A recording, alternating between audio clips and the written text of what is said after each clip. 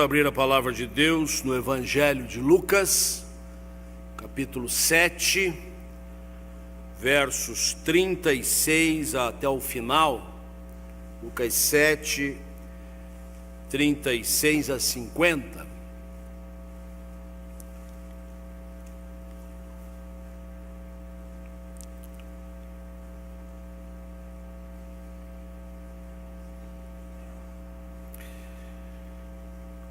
Lucas 7, a partir do verso 36. Convidou um dos fariseus para que fosse jantar com ele. Jesus, entrando na casa do fariseu, tomou lugar à mesa. E eis que uma mulher da cidade, pecadora, sabendo que ele estava à mesa na casa do fariseu, levou um vaso de alabastro com unguento. E estando por detrás a seus pés, chorando, regava-os com as suas lágrimas e os enxugava com os próprios cabelos, e beijava-lhe os pés, e os ungia com unguento. Ao ver isso, o fariseu que o convidara disse consigo mesmo: se este fora profeta, bem saberia quem e qual é a mulher que lhe tocou, porque é pecadora. Dirigiu-se Jesus ao fariseu e lhe disse: Simão, uma coisa tenho a dizer-te. E ele respondeu: dize-a, mestre. Certo credor tinha 2 devedores. Um lhe devia 500 denários e o outro 50. Não tendo nenhum dos dois com o que pagar, perdoou-lhe a ambos. Qual deles, portanto, o amará mais? Respondeu-lhe Simão: suponho que aquele a quem mais perdoou.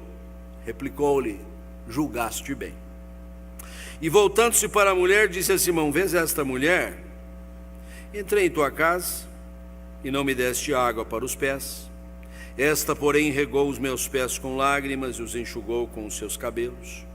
Não me deste ósculo. Ela, entretanto, desde que entrei, não cessa de me beijar os pés. Não me ungiste a cabeça com óleo, mas esta com um bálsamo ungiu os pés. Por isso te digo, perdoados lhe são os seus muitos pecados, porque ela muito amou. Mas aquele a quem pouco se perdoa, pouco ama. Então disse a mulher: perdoados estão os teus pecados. Os que estavam com ele à mesa começaram a dizer entre si: quem é este que até perdoa pecados?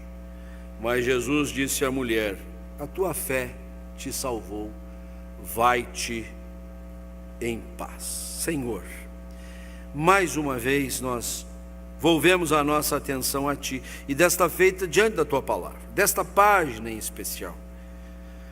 O Senhor aqui tem preciosas lições para nós, e nós queremos sorvê-las todas. Por isso precisamos da assistência do Teu Espírito Santo, que nos ensina a verdade, nos instrui verdadeiramente e também nos conduz no caminho certo. Fala aos nossos corações, é o que te pedimos em nome de Jesus. Amém. Fim de ano, hora de fazer balanço, já foi colocado há pouco aqui. E quem sabe neste balanço a gente ainda perceba que tem muitas pendências, e o tempo está correndo e não vai dar tempo de resolver todas as coisas. E aí, como só ia acontecer na falta de oportunidade de resolver tudo, de antemão nós pedimos escusas, pedimos desculpa.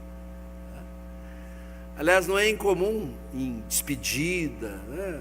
Hora de partida de alguém, um momento assim, limite, as pessoas já, por precaução, dizer: eu quero dizer, não fui perfeito, não fiz tudo certo, se eu ofendi alguém, se eu magoei alguém, desculpe, né? Não foi a intenção, a gente faz melhor. E a gente é muito habilidoso para pedir desculpas, para pedir escusas, diante da nossa falibilidade, da nossa condição tão precária, tão limitada.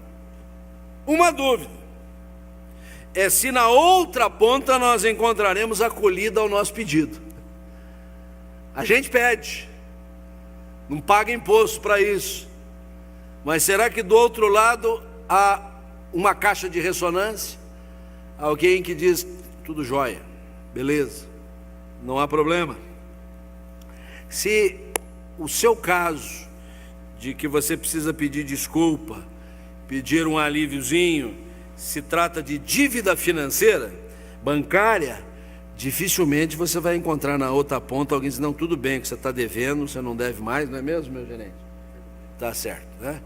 Vou aqui defender a sua classe aqui nessa hora, né? Mas se for alguma questão mais pessoal, quem sabe, né? Fim de ano, espírito natalino ainda envolvendo a gente, expectativa da virada, novos tempos, você encontre do outro lado guarida ao seu pedido. Mas de uma coisa você pode ter certeza: diante do Senhor, nós sempre encontraremos êxito ao nosso pedido de perdão. Ele é rico em perdoar, Ele tem uma conta grande para perdoar, Ele tem saldo para isso, Ele é capaz de perdoar os pecados mais horrendos. É da sua natureza, é do seu ser, é da sua possibilidade, é da sua oportunidade. Por isso eu queria trazer a guisa de reflexão nesse derradeiro domingo do ano, esta meditação. É tempo de perdoar, é tempo para buscarmos o perdão do Senhor e sabedores de que Ele é rico em perdoar. É tempo também de nos tratarmos nesta mesma dimensão uns com os outros. É tempo de perdoarmos uns aos outros. Perdão no âmbito da comunidade, dos vários ministérios, perdão no âmbito doméstico, no relacionamento conjugal, no relacionamento pais e filhos, os irmãos entre si.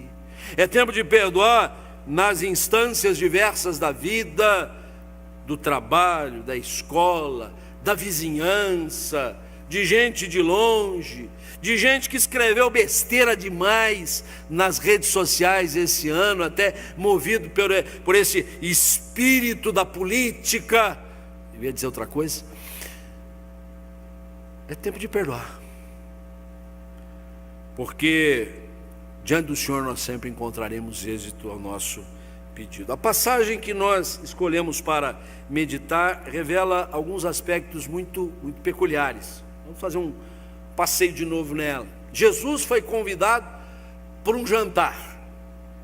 Jesus não perdia oportunidades como essa. Aliás, a sua comensalidade foi até motivo de crítica dos religiosos, que faziam comparação dele com João Batista, que era um jejuno por excelência. Passava dias e dias sem se alimentar. Jesus não. Jesus, vamos hoje jantar lá em casa? Pois não, que hora que é para chegar? E te prepara que vai muita gente. Então Jesus foi convidado para jantar na casa de um indivíduo chamado Simão, que era um fariseu. Isso por si só já nos coloca diante de um cenário muito curioso, porque Jesus é tido como um mestre, um rabino, um rabi, e ele não iria apenas lá jantar, certamente algum ensinamento ele iria deixar. Pessoas como Jesus, os profetas, como os apóstolos, líderes espirituais, dificilmente são convidados apenas para sentar à mesa e ficar cortando a carne e se empanturrando de comida. As pessoas esperam que a gente diga alguma coisa, que a gente passe alguma mensagem, e era esta a expectativa. De outro lado, aparece na cena uma mulher que não foi convidada, e a gente estranha isso. Como é que ela entrou ali, penetra? Como é que ninguém viu? Como é que ninguém a afastou? É que o costume em Israel para situações como essa difere muito do nosso. Ao mesmo tempo em que um jantar desse era privativo, ele era público. As casas não tinham propriamente portões, vigias, e alguém de fora poderia justamente, mesmo sem participar da refeição, sem tomar lugar à mesa, ficar ali para ouvir o ensinamento. É por isso que ela não foi espantada daquele ambiente, ali ela estava. No entanto, ela aparentemente achou-se ali numa atitude imprópria, de alguém que estava sendo inconveniente, de alguém que estava chorando até o último fio, se debulhava em lágrimas. Somava-se a isso ao fato de que ela fazia esta cena aos pés do Senhor Jesus, molhando os seus pés. Jesus usava sandálias abertas, mas ela logo tomou o expediente de tirar qualquer coisa que prendesse o seu cabelo para enxugar com o seu cabelo os pés de Jesus, e ainda acrescentou um perfume muito raro, muito caro, para lavar e dar um bom odor aos pés do Senhor Jesus. Mas isso foi tido como impróprio, inconveniente, e seria. Eu me sentiria extremamente constrangido num cenário como este. Mas exatamente em função disso, levantou-se um questionamento acerca da própria pessoa do Senhor Jesus, pelo fato de ele não coibir o gesto dessa mulher. Se ele soubesse quem é esta mulher, ele seria de fato profeta e ia condená-la, iria acusá-la, iria dizer: quem é você para ficar aqui se debulhando em lágrimas? Eu bem conheço os teus pecados. Então ele não é profeta coisíssima nenhuma. E se alguém estivesse supondo já um pouco mais avançadamente aquilo que Jesus ia declarando acerca da sua própria pessoa divina, então menos ainda, como de fato é o que a gente conclui desta narrativa. E exatamente a partir daqui, Jesus domina a cena, até que ele é um convidado, Simão é um anfitrião, faz todas as honras. Aquela mulher parece querer também disputar com Simão as atenções, com a sua cena. Mas nesse ponto, quando Jesus é questionado acerca da sua pessoa, ele domina o encontro, ele chama para si a responsabilidade e vai tratar desta matéria extremamente delicada, que é o perdão. O perdão e as suas implicações. É tempo de perdoar, então vamos aprender algumas coisas com Jesus nesta história. Primeira coisa, perdão é divino. Perdão é coisa de Deus. Quem sabe perdoar é Deus. E se nós queremos aprender acerca do perdão, nós só podemos aprender com o Senhor. Nós não vamos conseguir qualquer êxito fazendo cursos, seminários, estágios, treinamento, a parte do ensinamento bíblico, da instrução que Deus dá a partir do seu próprio ser. Perdão é divino. Foi levantada esta questão: quem é este que até perdoa pecados? É uma forma um pouco diferente daquela situação em que Jesus cura o paralítico lá em Cafarnaum, que fora guiado por 4 amigos, que sobe lá em cima no telhado e desce onde Jesus estava, porque a multidão não dava acesso. Você lembra bem dessa narrativa? Lá em Marcos 2 você tem essa história. E aí Jesus, depois de receber ali aquela situação inusitada de gente tão esforçada para levar o seu amigo para ser curado da paralisia, Jesus não diz nada acerca da paralisia. Não diz assim: levanta-te, anda de cara. Jesus assim: estão perdoados os teus pecados. E aí os circunstantes fazem uma colocação muito parecida com esta, mas mais grave ainda. Ele perdoa pecados? Só Deus pode perdoar pecados. E eles tinham toda a razão. Só o Senhor é capaz de perdoar. Só o perdão de Deus é eficiente. Quando nós perdoamos com o nosso próprio perdão, ele não fica tão claro. Mas quando nós perdoamos com o perdão de Deus, porque perdão é divino, então nós estamos em bom caminho. Meus irmãos, a história humana pode ser vista de várias perspectivas: do desenvolvimento e do progresso. Como é que nós saímos lá das cavernas e chegamos agora à nanotecnologia? Nós podemos também analisar a história humana a partir da cultura e dos costumes. Como é que progredimos nestas questões de relacionamentos, de convivência? A história humana também pode ser contada a partir da economia e da política. Fazíamos o escambo, agora temos negócios feitos virtualmente. A história humana pode ser vista também da perspectiva da educação e do conhecimento, que agora, a cada período mais curto, nós vamos duplicando o nosso conhecimento das coisas. Mas a história da salvação, que permeia a história humana, só pode ser vista da perspectiva do perdão divino. Não há outra forma de entender. Paulo compreendeu perfeitamente isso, e na carta aos Romanos, no capítulo 5, versículo 8, ele diz assim: Deus nos amou, sendo nós ainda pecadores, o que implica no perdão. Se quisermos entender a história humana, a parte desta intrincada colocação do projeto salvífico, nós vamos ficar nos debatendo com todas as outras formas e não vamos chegar a esta conclusão maravilhosa ao nosso coração. Deus é capaz de perdoar e Deus nos ensina o perdão. E seja começo de ano, seja fim de ano, seja tempo de fazer balanço das coisas, não seja tempo de fazê-lo, nós precisamos entender que sempre é tempo de perdoar, porque perdão é divino.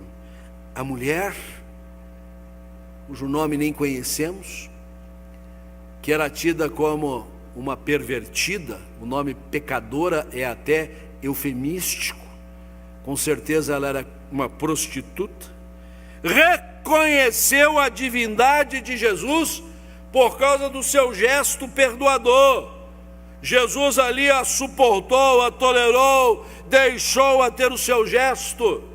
Esta mulher reconheceu a divindade de Jesus. No entanto, o fariseu, o teólogo, o instruído nas coisas espirituais, Simão, não reconheceu a divindade de Jesus, porque ele não estava vivendo o tempo do perdão, porque ele não conseguia dimensionar a importância de entender a própria história humana a partir desta perspectiva.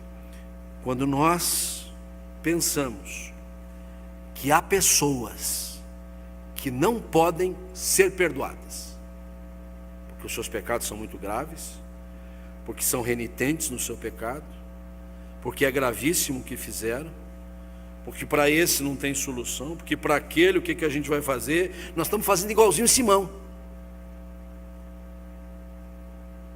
Nós estamos agindo igual o fariseu. Nós estamos perdendo a bênção. Nós estamos ficando à margem das escrituras. Nós estamos deixando de provar o creme de la creme que o Senhor nos oferece no seu santo evangelho, porque perdão é divino.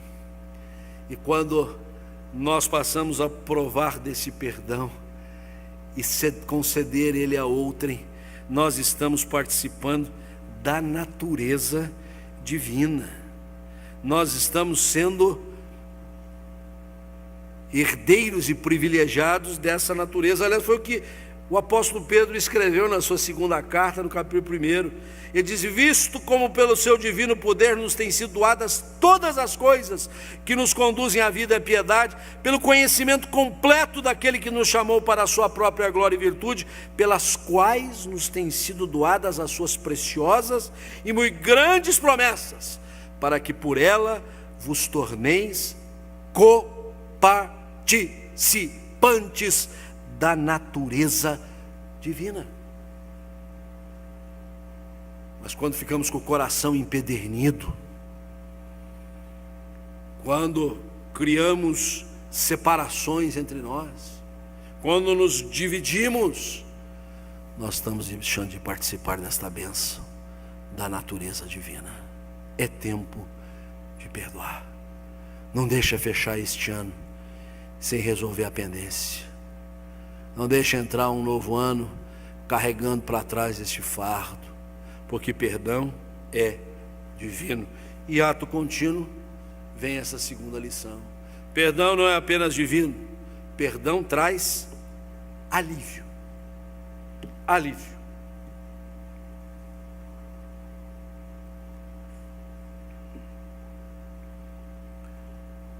Versículo 41, começa a historinha de Jesus. E ele de pronto diz assim: certo credor tinha 2 devedores. Não é uma coisa difícil. Você está devendo para 2 pessoas, ou 2 pessoas estarem devendo para você. É a coisa mais comum que tem. Sempre a gente que deve para alguém, tem alguém devendo para a gente. Na verdade, se a gente fizesse um círculo no final, a gente resolvia toda a conta, né? É que a gente não faz um encontro de pessoas e de contas no final das contas. Mas é muito interessante, porque o peso é brutal aqui. Jesus entra um pouquinho mais no mérito, e ele fala qual é o tamanho da dívida. E ele diz: um devia 500 denários, e o outro devia 50 denários. Quem perdeu o culto das 9 horas, que coincidentemente o reverendo Wesley falou também sobre denário, eu vou ter que contar aqui, né? Denário era o salário de um dia. Aliás, a palavra dinheiro que nós usamos hoje tem a sua desinência vindo de denário. Vamos fazer uma continha rápida aqui para ser exagerado, que, né, tem inflação e tudo mais. Aí meu salário mínimo vai subir a partir de terça-feira, né? Então, vamos dizer que um denário vale R$100. Quanto é que o que devia 50 denários estava devendo? Quanto? R$5.000, gente. R$100 um denário, 50. Faça o favor, vocês fugiram da aula de geografia? 5.000. E quem devia 500, devia quanto? Quanto? 50.000. Você pode achar que 5.000 é pouco, porque você ganha. Para muita gente já é bastante. Mas eu acho que 50.000, indiscutivelmente, é alto demais. A dívida era pesada, era brutal. Mas eu quero fazer uma outra conta com você, de um texto que está em Mateus 18, quando Jesus ali fala sobre perdão também, e ele conta a parábola dos 2 credores, e um era incompassivo. Havia 2 que deviam a um senhor, e os 2 não tinham também como pagar, mas um devia a bagatela de 2,3 bilhões de reais. Por que isso? Porque ele devia a seguinte conta, segundo o texto de Mateus 18, ele devia 10.000 talentos. O talento não é o denário, o talento é uma proporção bem maior. Uma continha que a gente faz aí dá 2,3 bilhões de reais. Bom, talvez para alguns de vocês não seja muito dinheiro. Para mim dava para pagar algumas contas que eu tenho aí, e o resto que espere. E o outro, e esse então, não tendo que pagar, o senhor dizia: vou te perdoar, porque vou fazer o quê? Vou ficar com a sua vida, você vai ser meu escravo, você está perdoado. Só que esse cidadão, quando saiu dali da companhia do seu senhor, perdoado, feliz da vida, encontrou alguém que devia para ele. Não falei que sempre tem alguém que deve para a gente, mesmo a gente devendo? E o outro não devia 10.000 talentos, o outro devia apenas e tão somente, quantos denários mesmo? Ele devia 100 denários, 10.000 reais, que a gente já viu aqui que não é pouca coisa.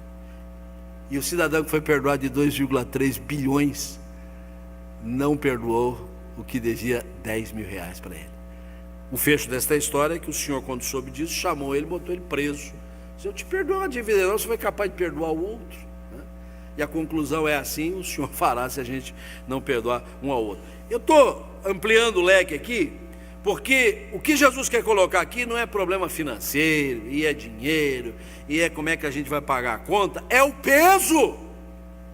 E convenhamos, pesos de dívida fazem mal para a gente, como faz mal para a gente o peso de um relacionamento conturbado, conflitivo, com atrito, com malquerência. É um peso sobre as nossas costas, como um pecado não confessado, como uma mágoa guardada no coração, com uma amargura que vai se tornando um fel na nossa alma. Tudo isso pesa demais. E Jesus, ao colocar o peso é este, a dívida é esta. Versículo 42, eles não tinham com que pagar. E o fato é que, por nós mesmos, nós não temos como sair de situações como esta. A amargura se instala no coração e não quer sair, ela é resistente. A dor da alma, da mesma sorte, ela se instala dentro de nós e ela resiste o que pode.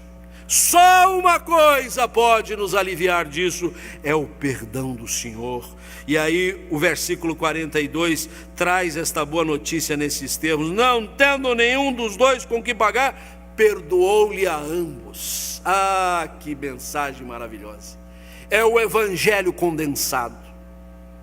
Você tem que ler esta frase como quem está agora diante do Calvário, como quem está diante do Senhor pregado naquela cruz, dizendo: sua dívida está paga. Por que você alimenta no seu coração esta amargura, esta mágoa, esta dor, este peso? Não carregue mais. A dívida está paga. Por isso o perdão traz alívio. O convite da graça vem vazado nos seguintes termos, conforme Jesus assim anunciou: vinde a mim, todos que estáis cansados e sobrecarregados, e eu vos aliviarei. Perdão traz alívio, e traz alívio para ambos os lados. Traz alívio para o devedor e para o credor também. Traz alívio para aquele que pecou, que errou, e traz alívio para aquele que foi alvo do pecado de outro, mas agora diz: eu não vou ficar carregando isso, eu vou liberar o perdão. Por que eu vou ficar agrilhoando alguém a mim? Traz alívio aos dois, alivia a ambos. Na minha trajetória ministerial, que já vai na proa de quase 40 anos de pastorado, muitos enfrentamentos tive no âmbito pessoal, alguns deles coletivos. E Deus sempre nos conduz pela sua graça maravilhosa a reconhecer falhas, erros.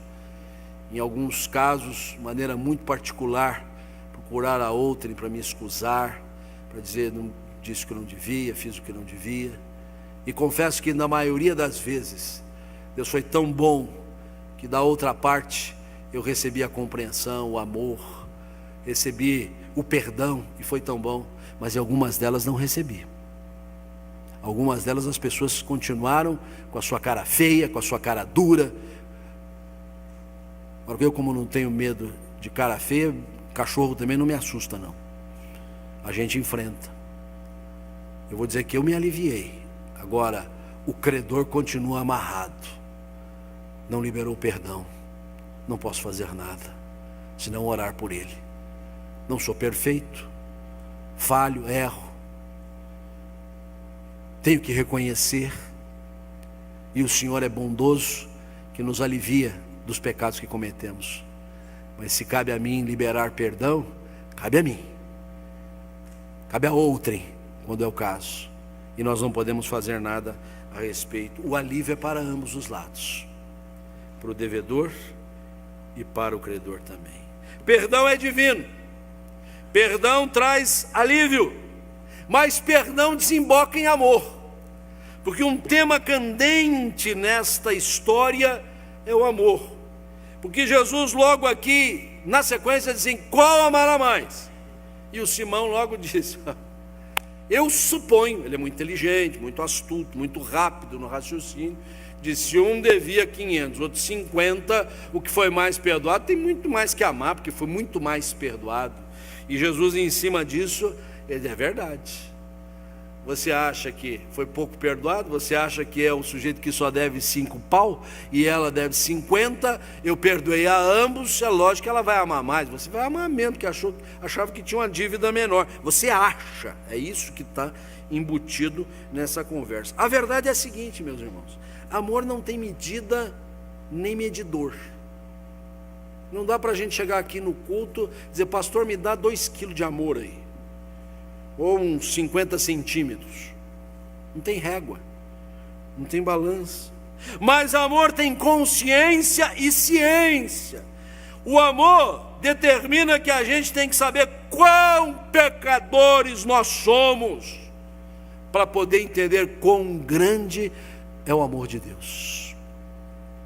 Quão pecadores nós somos e quão grande é o amor de Deus. Simão achava que não era muito pecador, por isso ele não podia entender quão grande era o amor do Senhor. Aquela mulher sabia quão pecadora ela era. Simão entendia muito bem de pecados e pecadores, tanto que ele disse, se ele fosse profeta, ele saberia que ela é uma pecadora. Eu sei, eu entendo de pecados e pecadores. Jesus entendia de perdão, e aquela mulher aprendeu na escolinha de Jesus o perdão. Por isso, o perdão desembocou em amor. Amor que se consolidou em gestos de amor. A palavra cabal de Jesus para esta mulher se deu lá no final da narrativa, no versículo 48. Então disse a mulher: perdoados são os teus pecados. Mas eu creio, o reverendo Davi estivesse aqui, ia falar que é davinismo, né? Juareizismo não dá muito certo, né? Mas eu creio que aquela mulher só chegou onde chegou ali para ouvir o amor de Jesus e fazer o que estava fazendo, porque ela já conhecia o evangelho antes. Ela só quis lá se certificar. Ela não chegou por acaso, olha, eu estava passando aqui, de repente, não. Ela já tinha ouvido Jesus em algum outro lugar, então aquilo foi um corolário, porque ela está exatamente revelando gestos de amor como resultado do perdão que havia recebido. Com certeza ela já tinha ouvido acerca da graça anteriormente, por isso ela revela gestos muito concretos de amor, que eu quero aqui elencar rapidinho para vocês, que pode ser a necessidade de cada um de nós. Primeiro deles, estar aos pés do Salvador. Você não precisa ficar chorando e achar algum espaço para criar esta cena toda que foi aqui desenvolvida por esta mulher, mas aos pés de Jesus você precisa sempre estar. Nós muitas vezes tratamos a Jesus de cima para baixo, determinando que Ele faça as coisas, mesmo com toda a pompa e circunstância que nós somos treinados nas nossas orações para nos dirigirmos com muita exaltação e soberano Deus e altíssimo Senhor, nós estamos mandando Deus fazer as coisas. Nós temos é que reconhecer que Ele de fato é soberano, nós não somos nada, nós temos que estar aos pés do Senhor Jesus. Devemos entoar o canto que diz assim: quero estar aos pés da cruz, que tão rica fonte corre franca salutar, disse a um monte, aos pés do Senhor, reconhecendo a sua majestade e glória. Segundo gesto de amor, derramar a alma diante do Senhor. Aquela mulher, com o seu copioso choro, estava abrindo o coração. Ela não se conteve. Eventualmente você não é de chorar, alguns são. Eventualmente você é mais constrito, mais discreto, não tem problema, cada qual ao seu modo, mas nós não podemos dissimular. Nós precisamos derramar a alma diante do Senhor. Mas o último gesto é esse aí, é inescapável. Precisamos dar o melhor a Jesus. O que aquela mulher fez ao final, já com os pés de Jesus enxuto pelos cabelos dela mesmo, é que ela derramou um vaso de alabastro, um perfume. Em outra ocasião, Jesus também foi ungido, desta feita na cabeça, também por uma mulher, no que foi repreendida pelos próprios discípulos, e talvez o principal deles ali, repreensor, fora Judas, que era o tesoureiro do grupo, porque ele mesmo chega a afirmar: essa mulher quebrou um vaso de alabastro, de nardo puro, melhor dizendo, que valeria 300 denários, quer dizer, quase um ano de serviço. Isso poderia ser carreado para os pobres. E Jesus disse assim: os pobres vocês sempre têm convosco, não vem usar de desculpa. Toda hora você pode abençoar um pobre, dar uma oferta, dar uma ajuda, levar ele para comer fora, dá para você assisti-lo com roupas, dá para você dar uma educação. Mas essa numa hora preciosa daquela mulher, porque Jesus diz assim: ela me ungiu para o meu sacrifício, ungiu a cabeça de Jesus. Talvez não fosse tão caro quanto o daquela outra mulher, mas era um perfume caro. Ela deu o melhor que ela tinha para o Senhor Jesus. Que gestos de amor tem desembocado a partir do perdão de que você é alvo para com o Senhor? Você tem dado o melhor para Jesus ou a sobra? Você tem dado o melhor para Jesus ou o que resta? Você tem dado o melhor para Jesus ou só aquilo que não faz falta? Do seu tempo, das suas atenções, dos seus recursos materiais, das oportunidades de servir na igreja, da causa do Evangelho, de tantas coisas. Ela deu o melhor para Jesus, como um gesto concreto de amor. É tempo de perdoar. Perdão é divino. Já nos matriculamos nessa escolinha? Perdão traz alívio. Ainda vamos continuar carregando pesos desnecessários?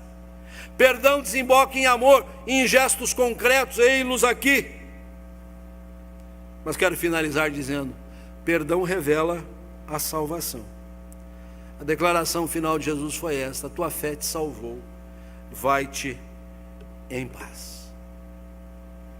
Aparentemente aqui não houve discussão sobre fé, discussão teológica sobre fé.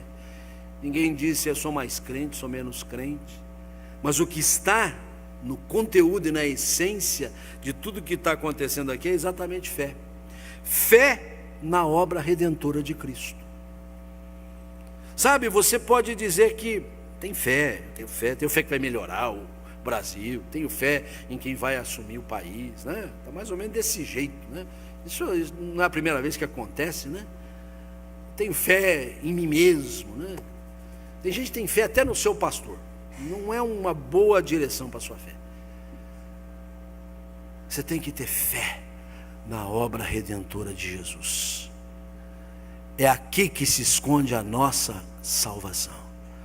É no que Ele fez por nós, porque só Ele poderia fazê-lo. E essa mulher, ela revelou exatamente isso. E por isso Jesus declarou: a tua fé te salvou. Mas Jesus acrescentou: vai-te em paz. E esta paz é proveniente da reconciliação.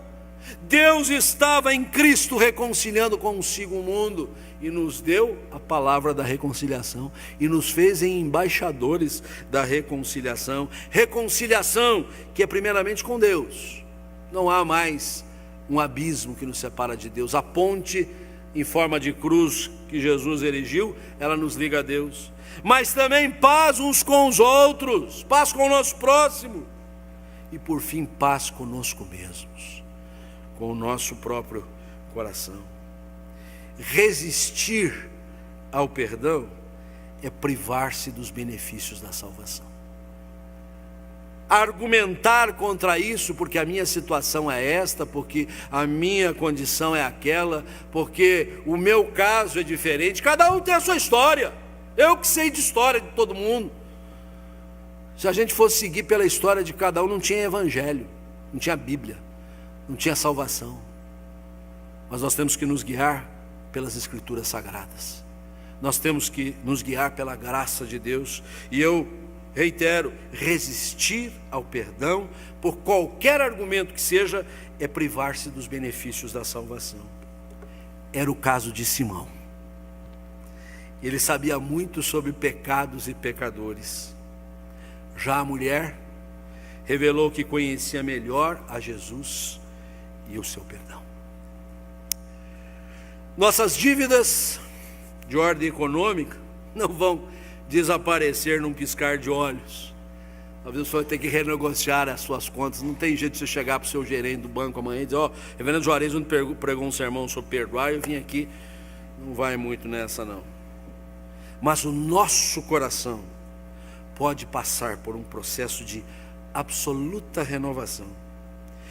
Minha oração é que nesta passagem de ano, pelo exercício do perdão, você esteja não só recebendo o perdão, mas também concedendo a quem dele necessita. Que Deus assim nos abençoe.